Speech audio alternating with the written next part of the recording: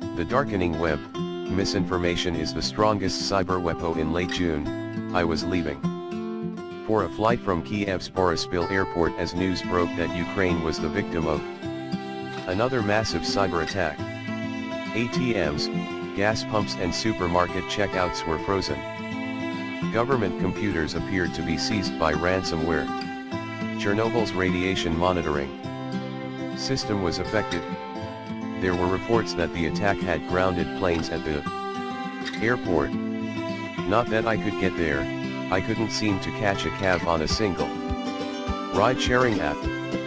The attack spread with frightening speed, but I eventually made it to Boryspil, where everything seemed to be functioning normally. Frankly, though, the thought of hurtling through the air in a metal tube guided by computers during a global cyber attack did give me pause.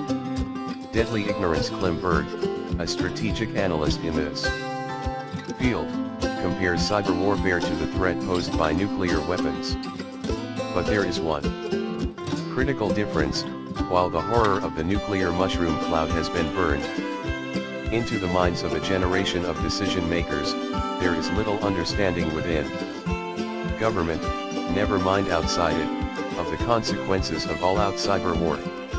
Without such a basic understanding, along with a more transparent policy, we risk being plunged into total cyber conflict.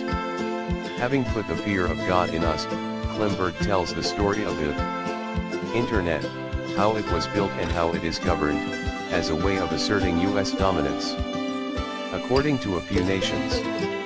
He also talks about hackers, who are not the 400-pound guys of President Trump's imagination, but complex beings who just as often work for governments as against them. We find out how they exploit the Internet's vulnerabilities.